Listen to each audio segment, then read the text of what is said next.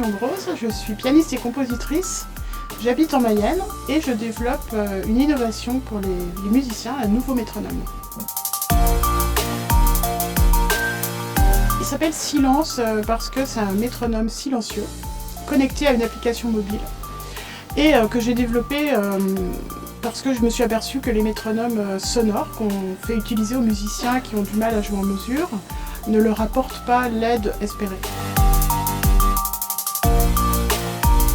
Eh bien, à vrai dire, j'ai échangé il y a quelques semaines, ou peut-être même 1 ou 2 mois, avec Jean-Charles François. Un jour, il m'a dit, voilà, on fait Consultdoc, est-ce que ça te dirait de participer, qu'on se penche sur le projet de ton métronome? Et ben, j'ai dit oui, avec plaisir. Parce que je suis toujours ravie d'écouter des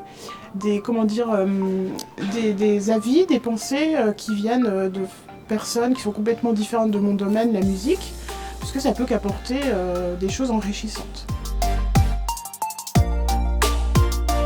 Les 2 doctorants qui sont donc penchés sur Silence m'ont apporté un éclairage complètement inattendu et des idées très enrichissantes en fait, qui finalement me ramènent à quelque chose que j'avais un peu oublié, c'était l'origine de Silence, qui est complètement pédagogique, puisque mon intention est de lutter contre la violence dans l'enseignement de la musique, puisque c'est une énorme violence pour moi quand je vois des enfants ou des adolescents qui débutent la musique et qu'on dispute parce qu'ils n'arrivent pas à être aussi parfaits qu'une machine.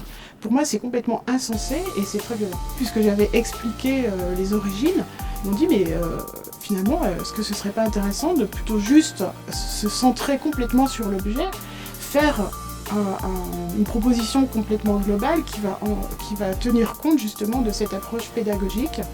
Et c'est une excellente idée parce que, connaissant le monde de la musique et des conservatoires en particulier, c'est pas facile d'arriver avec un nouveau métronome qui fait complètement le contraire de ce qu'on a toujours fait. J'ai adoré et donc je vais absolument partir dessus.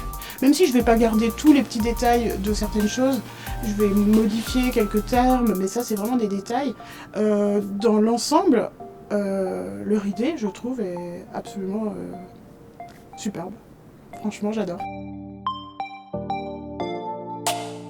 Je pense que j'ai raison, c'est bien, je suis toute modeste. Non, je pense que j'ai eu raison de dire oui, ne sachant pas du tout à quoi j'allais m'attendre. D'ailleurs, j'ai proposé une chose, on en a fait une autre. Je suis ravie, ça m'a apporté quelque chose que j'imaginais pas.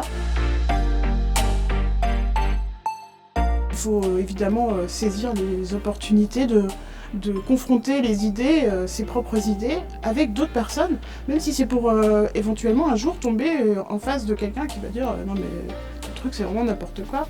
Là, c'est toujours intéressant de penser qu'il y a quelqu'un qui pense que c'est n'importe quoi. Ça peut toujours déboucher soit sur une modification, soit comment on présente la chose pour que ceux qui a priori pensent que c'est n'importe quoi, soit les laisser de côté parce que c'est pas le domaine, soit leur présenter les choses autrement parce que si on veut qu'ils y adhèrent.